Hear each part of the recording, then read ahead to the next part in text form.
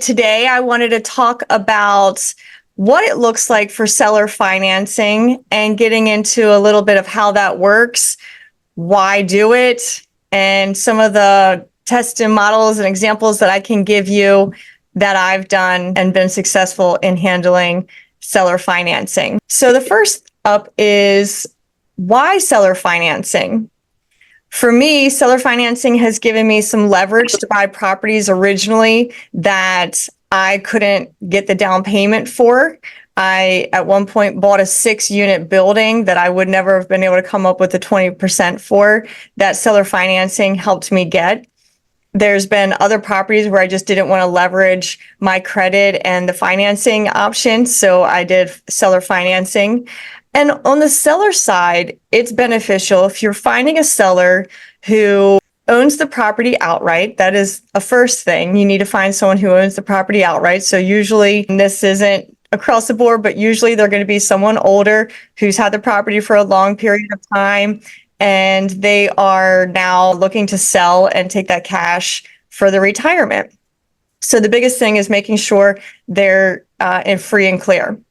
And the benefit for them is going to be that when they're taking all of the money from their investment property all at once, they're going to be subject to capital gains. So they're going to get hit with that tax, and they're going to see, upwards of 30-some% that is going to be removed from the income that they're about to receive and profit they're about to receive. When you're doing seller financing, the difference is if they're, say they ask for a down payment of some sort, 30,000, 40,000, 20%, whatever that number winds up being, right? It's negotiated. When they're doing that, they're only going to be hit with capital gains on that portion of the money. Everything else then turns into a loan to them. As the time goes on with the loan, it's going to the only amount of money that they're going to get hit with is the interest part of the payment for any taxable income.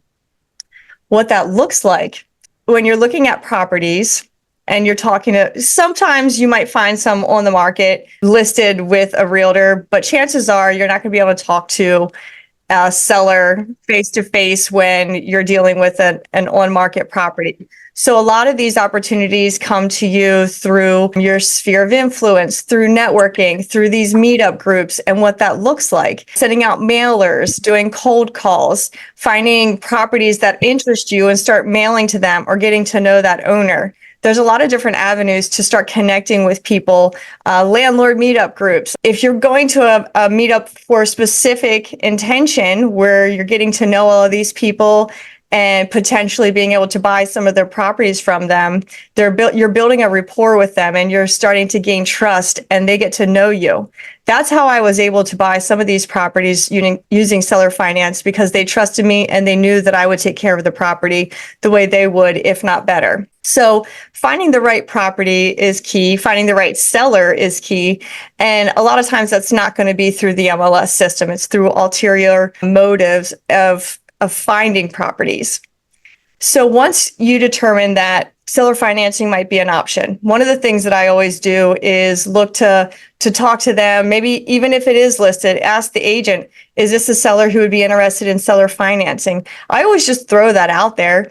Even if I can get a loan or if I've got the money for the down payment, I'd take seller financing any day over what it would look like for having to go through the process of a loan. When a seller is looking to finance the property for you, they need to look at certain things. If they know you, they might not go through the whole hassle of the same type of credit check and all those things. If they want to go through that process, they definitely can. You need to be open with them. It'd be the same type as, getting a loan through a bank, just through a private seller. And what happens is everything becomes negotiable at that point. So what I mean by that is when you guys are discussing what interest rates are going to be, or what the interest rate is going to be, what the purchase price is.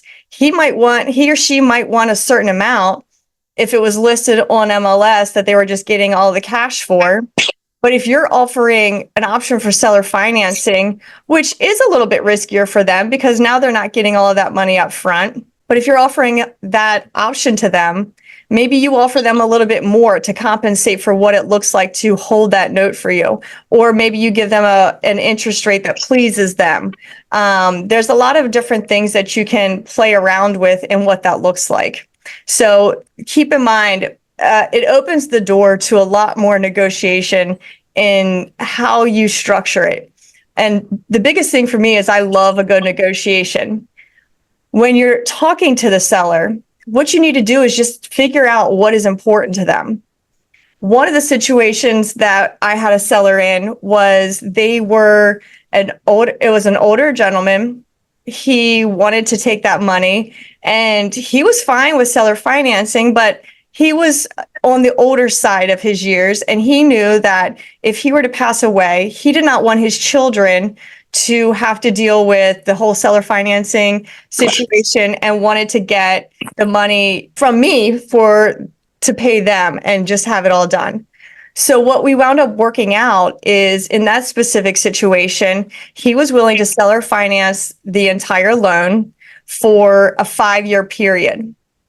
And the stipulation in there, now he was married, so the stipulation was if he passed or if his wife passed, not together, but if one or the other passed, the loan would still be in full force. However, if both parties to this note passed, then I was responsible for, in essence, a balloon payment within 6 months of their passing. And I knew that going into that's what it would look like. But I also knew that given a year or 2 years or 3 years into it, even if that unfortunately happened, what I was doing is I was building equity in the property. It was appreciating. And now I had all the rents coming in to help cover the cost of what I might need to pay into for my down payment. Now, luckily, in this particular situation, when the time came that he did pass, his wife was still there. And I wound up actually selling the property. I was going to hold on to it, but it wound up being right next to a college, and they were running out of dorm space for that year. And so I knew it was a perfect time to sell because I had barely put any money into the property on repairs or remodel at that point. And I was able to turn it around and sell it for a much higher dollar amount to the college because they were desperate and they needed that housing. So I was actually able to terminate the seller financing before the time even came and was able to give them all of their money back before their children even needed to get involved. So there's a lot of different things that factor into it.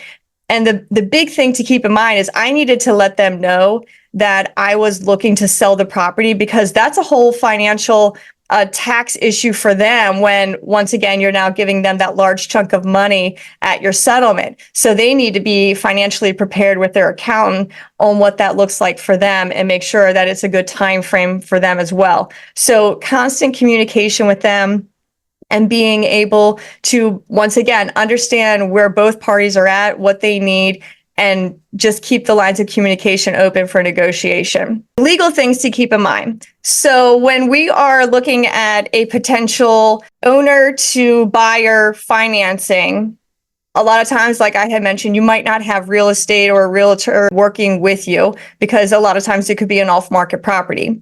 Now, what I would suggest is working with an attorney to draft up an agreement, because what you're going to need is not just an agreement, a purchase contract. You'll need other things like a promissory note and any addendums and amendments that go with that.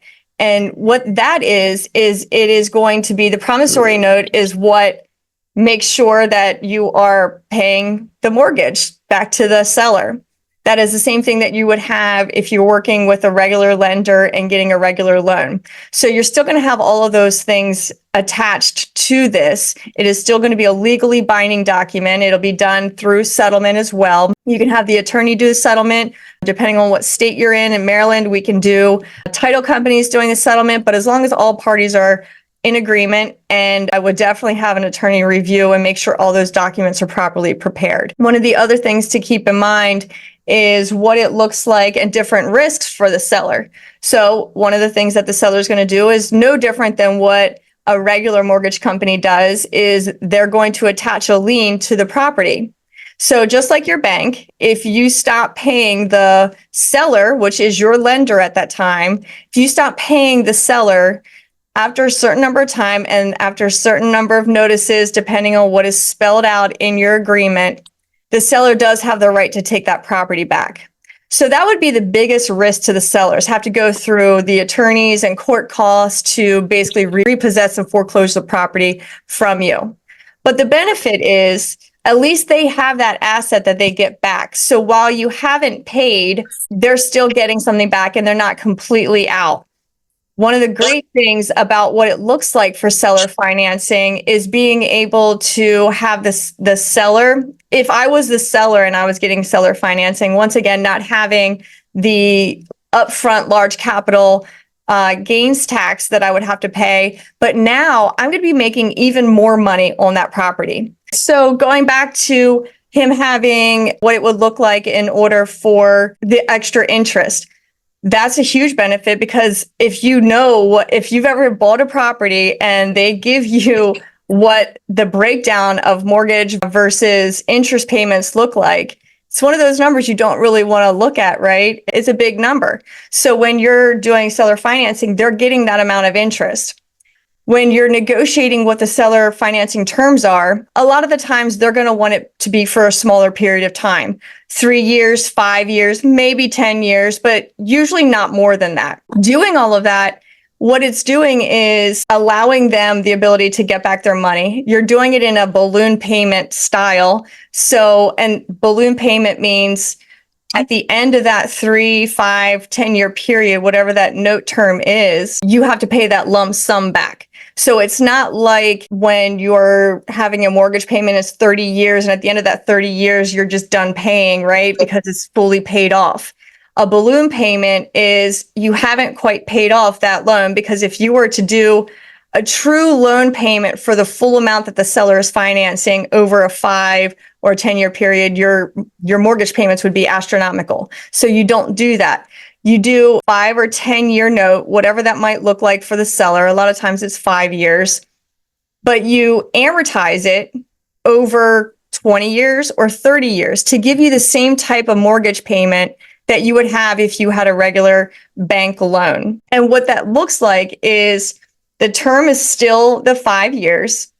You're adding that extra amount of time of the amortization schedule to a 20 or 30-year period, getting your mortgage payment low. And so that's why at the end of the 5 or 10-year period, you are not able to fully pay it off, because there's still a large amount of money that's still left on there. When you're ready to pay it off, or that term is coming near, once again, like I had mentioned for the one property, that you want to look to refinance it. And by refinancing it, you have already proven that rents are coming in, you're collecting money, and it should be for more than what your mortgage payment and expenses are. So the cash flow is coming in. And also what it will look like is you've got appreciation on the property. There's equity being built into the property. So it would be a lot easier at that point, because you've been a proven landlord and the property has gained appreciated, that you'll be able to get financing for it. There are a lot of commercial, and also if it's a single family, DSCR loans, and that doesn't have to go off of what your personal finances are. It goes off of what the property stands as its own. So by the lease terms, what you're making off the property, the profits, the losses, the expenses, all of those things is what is wrapped up into a DSCR loan. So if you start out with a seller financing and then are able to refinance it into a DSCR loan, then you're still not having to come out of necessarily pocket with a down payment, and you don't have to then apply the amount of money for what it looks like for your personal finances. Some of the other things to keep in mind: one of the other properties that I did seller financing for, it actually wasn't a long-term property. It's going to be more of a fix and flip. So this owner had a property, did a ton of work on it, actually took it from what was a split level house, basically knocked it down and built up a 3-story property sitting overlooking a pond he also built. But he did none of that permitted. So I knew, and it sits on 6 acres. So it was a beautiful piece of land, but I knew it was going to take a lot of money and a lot of time to either fix what he did or to get a structural engineer, architect in to do all of those things and make it right. So we worked out an agreement of what it looked like to buy the property and have him seller finance it. What we did is I knew we came up with a lower amount of money. So for the entire property in the 6 acres, we were going to work at $200,000. He originally wanted more, but he knew that there was going to be some issues since he did nothing through the county properly. So what we did is we worked in the agreement that if I was able to get all of the repairs and the structural engineer and all of those things without issue, and I was able to turn the property around quickly, that he would get an extra $50,000 as like a bonus fee when the project was done. Now, that's not going to happen anymore because we're now about 6 months into working with the county and the state and the MDE on what it all looks like to change out where the septic location is and all of that stuff. And so he knew that that was going to be an issue. What I did with him is when we were 3 months into the seller note, I was supposed to have gotten refinanced out and given him his money and gotten a construction loan or a hard money loan or something like that to do the rehab. But once again, I communicated with him on what it looked like and why I hadn't been doing that yet, because we still didn't have any information on, at this time, what the septic looked like and how we were going to do all of that. So he was able to work with me and extend our seller financing for another 3 months. And then after that 3-month period, it turned into another balloon payment where I needed to come up with the rest of the money to pay his portion back.